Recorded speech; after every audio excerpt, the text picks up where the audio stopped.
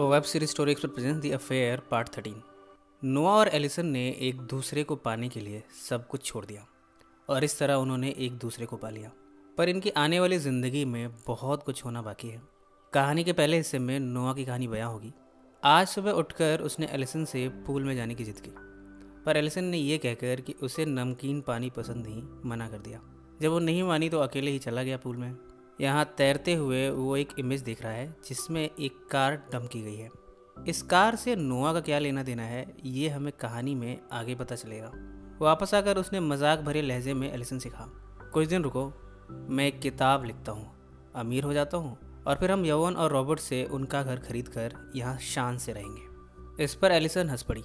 नोआ ने पूछा, तुम मुझसे कुछ छिपा तो नहीं रही?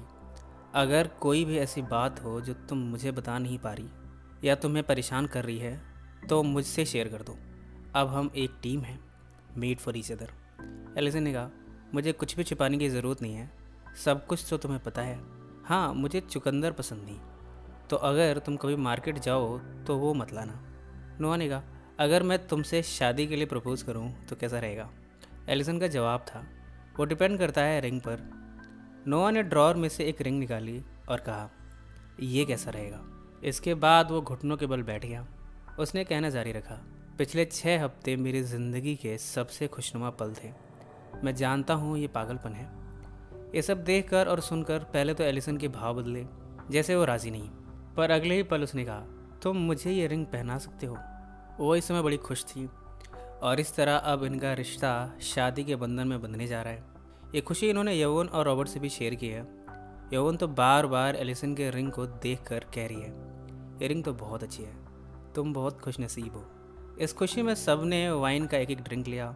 यवन और रॉबर्ट जानना चाहते हैं कि आखिर इनका रिश्ता कैसे शुरू हुआ, पर एलिसन हकीकत नहीं बताना चाहती थी। वो नहीं बताना चाहती कि एक दूसरे को पाने के लिए इन्होंने अपने अपने घर तोड़े हैं। इसलिए उसने कहा, मैं लाइट हाउस घूमने गई थी गर्मियों में, मुझे लगा वहाँ कोई नहीं होगा। मैं कुछ मुश्किल समय से गुजर रही थी, पर तभी वहाँ नोआ आया। वो अपनी किताब पर काम कर रहा था और इस तरह हमारी बातचीत शुरू हुई। रॉबर्ट और यवन ने इनकी कहानी पर यकीन कर लिया। नोआ हालांकि सच बताना चाहता था, पर एलिसन के आगे उसने कुछ नहीं कहा। बाद में जब यवन और नोआ बात कर रहे थे तब यवन ने कहा, मैं लेखकों को उनकी किताब पढ़े बिना उन पर भरोसा नहीं करती।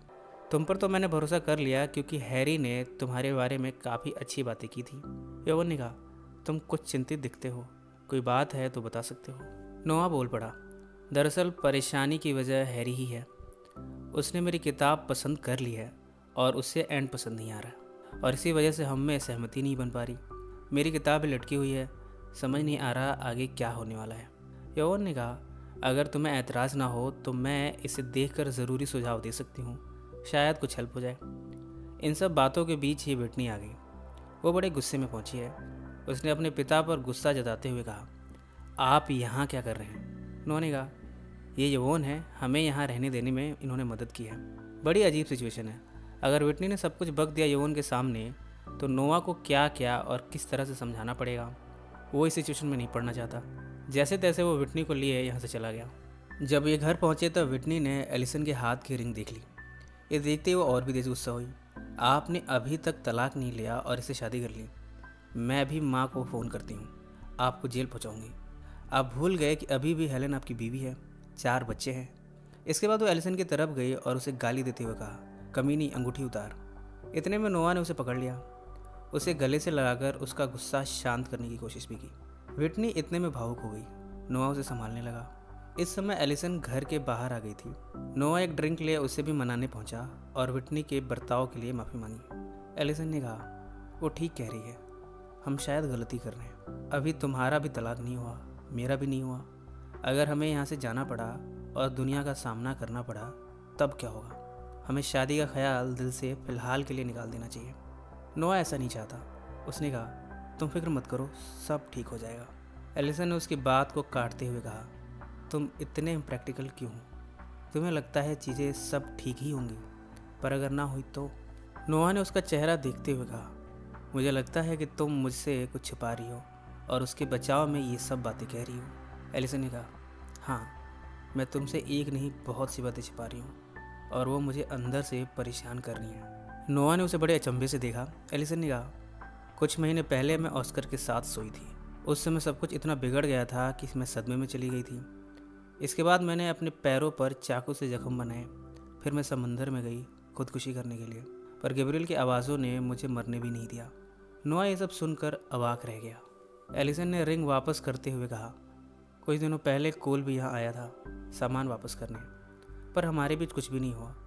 मैं ये रिंग वापस कर रही हूँ। हम अगर साथ रहे तो ऐसी बहुत सी मुसीबतें आएंगी। तुमने विटनी को नहीं देखा? सारी दुनिया हमसे विटनी की तरह बर्ताव करने वाली है। हम किस किस से लड़ेंगे? ये कहकर वो नोआ को रिंग वापस करने लगी। नोआ ने अपने आप को संभालते हुए कहा, तो तुम मुझे छोड़ रही हो? प्लीज़ ऐसा मत करो, सब कुछ बर्बाद हो जाएगा। तुम्हारे लिए मैंने सब कुछ छोड़ दिया है, अपने बच्चे, फैमिली। अब तुम मुझे यहाँ नहीं छोड़ सकती। पूरी ज़िंदगी मैं यही सोचता रहा कि लोग मेरे बारे में क्या सोचते हैं, और लोग सोचते थे। फिर मैंने उसी में रहना सीख लिया। मैं ये मान बैठा था कि मेरी ज़िंदगी यही है, दूसरों के बोझ तले दबी हुई। फिर तुम मुझे मिली। तुमसे मिलकर मैंने जाना कि मैं क्या हूँ। मेरा भी एक वजूद है। मैं शायद ज़्यादा पैसे वाला ना हूँ, पर मैं उन अमीरों के एहसान और उनके तानों के बोझ तले अपने आप को कभी भी दबने नहीं दूंगा। ये सब मुझे तुमसे मिलने के बाद मिला है। इतना सब देने के बाद तुम मुझे छोड़ कर नहीं जा सकती। मैं एक नई ज़िंदगी शुरू करना चाहता हूँ तुम्हारे साथ। ये सिर्फ एक रिंग नहीं है, एक नई शुरुआत है हमारी ज़िंदगी की। ये सब सुनकर एलिसन भावुक हो गई। उसे तो पता भी नहीं था कि वो नोआ के लिए इतना मायने रखती है। उसकी आंखों में एक्सेप्टेंस है नोआ के लिए। अक्सर जब हम किसी को प्यार करते हैं तो उसे अपना भगवान का दर्जा भी दे देते हैं। अब एलिसन को समझ आया है कि किसी से प्यार में हम कैसे उसे अपना भगवान बना लेते हैं। इन सब के बाद नोआ विटनी को समझाने गया। विटनी ने कहा, मैं वापस नहीं जाना चाहती। मुझे वहाँ अच्छा नहीं लगता। मम्मी और नानी के साथ ऐसा लगता है कि मैं डायनों के साथ रह रही हूँ। इससे मेरी पढ़ाई पर असर हो रहा है। वो घर नहीं शमशान लगता है। मुझे नहीं जाना, आपके साथ रहना है। नोआ ने कहा, ठीक है मत जाओ, पर तुम मेरे पास हो ये बात तुम्हें हेलन से छिपानी पड़ेगी फ़िलहाल के लिए, वरना डिवोर्स में दिक्कतें आ जाएंगी। तुम समझ रही हो ना? विटनी ने कहा, हाँ हम इसका हल ढूंढ लेंगे। अगली सुबह नोआ मैक्स से मिला। दोनों एक कॉफ़ी शॉप में मिले हैं। यहाँ दोनों ने एक दूसरे से हालचाल लिया।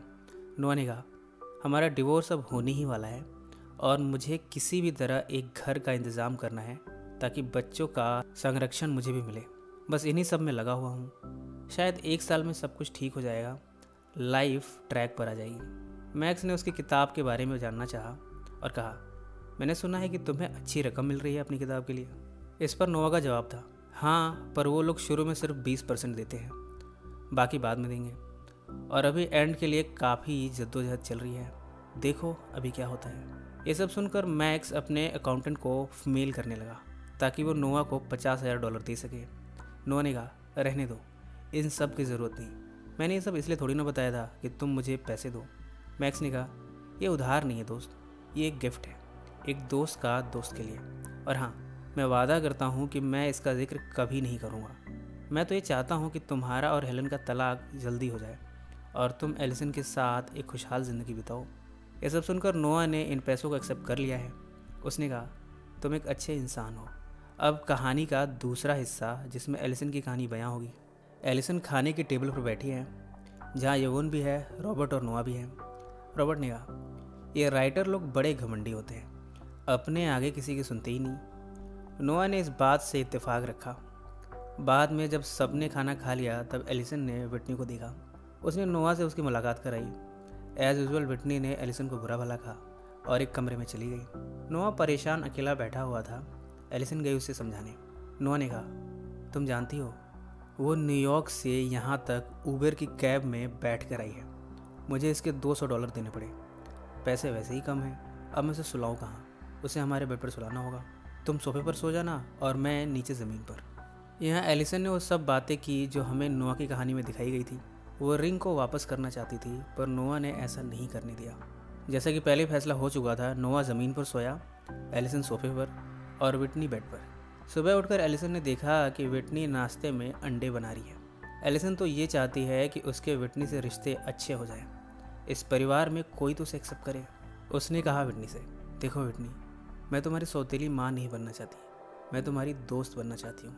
विटनी ने इसका जवाब मुस्कुरा कर दिया और नाश्ता उसकी आगे की तरफ बढ़ाकर खाने को दिया। उसने कहा, मुझे तुम्हारी एक मदद चाहिए, मुझे बस स्कॉटी का नंबर चाहिए। एलिसन ने मना करना चाहा। इस पर विटनी ने कहा, तुम भाड़ में जाओ। एलिसन ने पूछा, पर तुम्हें उसका नंबर चाहिए क्यों? क्योंकि मैं उससे प्यार करती हूँ, जैसे तुम मेरे डैड से करती हो। एलिसन ने कहा, नहीं दे सकती, ये ठीक नहीं है। इतने में नोआ यहाँ पर आ गया। वो विटनी को लिए यहाँ से चला गया। एलिसन ने यवन के यहाँ पर्सनल असिस्टेंट की नौकरी शुरू कर दी है। अब चूंकि एलिसन इनकी पर्सनल असिस्टेंट है, अब उसे यवन के कहने पर रॉबर्ट के साथ जाना पड़ रहा है। रास्ते में बातों बातों में रॉबर्ट ने उससे उसकी कहानी पूछ ली। एलिसन ने गैब्रियल से जुड़ी सारी बातें बता दी। उसने बताया कि किस तरह उसका बच्चा समंदर के किनारे पत्थर बटोरता था। उसे याद करके मैं भी पत्थर बटोरती हूँ। इस समय भी उसकी हाथ में एक पत्थर है। वो रोने लगी। जब भी मेरा बच्चा उदास होता था, मैं उससे कहती थी, 2 पत्थर को आपस में रगड़ो, गम दूर हो जाएगा। अब जब मुझे गम होता है, तब मैं भी 2 पत्थरों को आपस में रगड़ती हूँ, पर कभी ऐसा नहीं हुआ कि गम मुझसे दूर चला जाए। ये कहते हुए वो फूट फूट कर रोने लगी। मैंने सोचा था कि मैं इन सबसे दूर चली जाऊंगी तो शायद मुझे उसकी याद नहीं आएगी, इसलिए मैंने अपने पहले पति को छोड़ दिया। पर नोआ ये सब समझता ही नहीं और मैंने भी इस बारे में उससे ज़्यादा बातचीत नहीं की है। रॉबर्ट ने कहा, मैं उम्र में तुम्हारे बाप की उम्र का हूँ। मुझे जीवन का अच्छा खासा अनुभव है। जीवन वास्तव में तन्हाई से भरा सफ़र है। हम सोचते हैं कि कोई हमारे साथ है, पर यह सच नहीं है। हम वास्तव में अकेले होते हैं। हमें अपना बोझ खुद ही उठाना पड़ता है, किसी को भी मदद नहीं मिलती। और जब हम खुद का बोझ उठाने के काबिल हो जाते हैं, तब हमें किसी का भी सहारा मिल जाता है। पर वास्तव में हमें खुद ही खुद की मदद करनी पड़ती है। उसके बाद हम अपनी शादी से कुछ एक्सपेक्ट करें तो कोई हर्ज नहीं। इसके बाद उसने यहाँ आने की वजह बताई। मैंने एक डॉग रखा था पीट के नाम से, पर यवोन को वो पसंद नहीं था। कुछ दिन पहले उसने मुझ पर दबाव डाला कि मैं उसे जंगल में छोड़ाऊँ, पर मैं रोज़ उसे मिलने आ जाता हूँ, उसे खाना खिलाता हूँ। वो भी इस जंगल में मेरी राह देखता है। पर तुम ये बात यवोन को मत बताना, मेरे लिए तो पीट ही साथी है। इसके बाद पीट यहाँ आ गया था। रॉबर्ट ने गोली चलाई, जिससे पीट यहाँ से भाग गया। वापस आकर यवोन ने कहा, मैंने गोली की आवाज़ सुनी, तुमने ठीक ही किया उसे मारकर। यहाँ रॉबर्ट और एलिसन ने उसे कुछ भी सच नहीं बताया। कहानी अब प्रेजेंट में आ चुकी है। नोआ के केस के सिलसिले में जॉन ने एलिसन और नोआ को एक साथ बुलाया है। जॉन ने कहा, हमें इस केस को मॉन्टॉक से बाहर ले जाना पड़ेगा। अगर मामला यहाँ चला तो तुम्हारे साथ न्याय नहीं होगा। सब तुम्हारे खिलाफ हैं, सब तुमसे खफा हैं। हम इस केस को कहीं बाहर चलाने की सोच रहे हैं। अब मुझे सच जानना है नोआ, तो मुझे बताओ कि शादी की रात को क्या हुआ था। नोआ ने बताना शुरू किया, मैंने स्कॉटी लॉकहार्ट को नहीं मारा। मुझे शादी में बुलाया गया था। मैंने ज़्यादा पी ली थी। मैं हिरन से टकरा गया। ये शादी किसकी थी, अभी कहानी में सस्पेंस है। जॉन ने पूछा, क्या हिरन पर स्कॉटी बैठा था? नोआ ने कहा, नहीं। इस पर जॉन ने कहा, अगर तुम सब कुछ सच सच बताओगे तो मैं तुम्हें जल्दी से इस केस से रिहा करा दूंगा। तुमने मैकेनिक को रिश्वत दी है ये कहने के लिए कि उस शादी के बाद उसने तुम्हारी कार रिपेयर की। मैकेनिक ने इस बात को रिकॉर्ड किया और उसे डिटेक्टिव जेफरीज को दे दिया। अब जेफरीज के पास तुम्हारे खिलाफ सबूत है कि तुमने मैकेनिक को रिश्वत दी है। ये मामला क्या है, तुम मुझे समझाओगे? नोआ ने इसका जवाब दिया, उस शादी वाली रात को मैंने ज़्यादा पी रखी थी। नशे में मेरी कार हिरन से टकराई थी। इस वजह से मेरी कार पर खून के धब्बे थे। अब मुझे इस मॉन्टॉक में कोई पसंद नहीं करता। स्कॉटी के मेरी बेटी से प्रेम संबंध है। अब अगर ये खून के धब्बों से भरी कार कोई भी देखता तो सीधा मुझ पर ही स्कॉटी की मौत का जिम्मेदार ठहराता। इसलिए मैंने उस मैकेनिक को रिश्वत दी ताकि वो मेरी कार रिपेयर करने के बहाने उसे वॉश कर दे, पर उसने कुछ अलग ही किया। आवाज़ रिकॉर्ड करके उसे जेफरीज को दे दिया। जॉन ने कहा, ओके, तो तुमने ये सब इसलिए किया कि कोई तुम पर शक ना करे। खैर, तुम इसकी फिक्र मत करो। मैं कोर्ट में ये साबित कर दूंगा कि मैकेनिक को पैसे दिए गए थे ये सब कहने के लिए। इसे तो हम संभाल लेंगे। पर उनके पास एक हॉस्पिटल की वीडियो है जिसमें तुम स्कॉटी को जान से मारने की कोशिश कर रहे हो। वो क्या है? इसका जवाब नोआ ने दिया। उस कमीने ने मेरी बेटी को प्रेग्नेंट किया तो क्या मैं उसे छोड़ देता? मैं उसे जान से मार देना चाहता था, पर मारा नहीं। वो सब गुस्से में हुआ था। मैं एक सभ्य इंसान हूँ, मैं किसी की जान नहीं ले सकता। जॉन ने कहा, सब कुछ सच सच बताने के लिए शुक्रिया। अब बाकी तुम मुझ पर छोड़ दो, मैं सब संभाल लूँगा। मैं पता लगाऊंगा कि आखिर स्कॉटी को मारा किसने है। इसी नोट पर कहानी का ये हिस्सा यहीं पर समाप्त हो जाता है। इसके आगे की कहानी हम कल तक पब्लिश कर देंगे। आपको ये कहानी कैसी लग रही है कमेंट्स में ज़रूर मेंशन करते रहें, और आगे का हिस्सा आप देखना चाहते हैं उसे मेंशन करते रहें। सो फ्रेंड्स, फिर मिलेंगे ज़िंदगी के किसी नए मोड़ पर।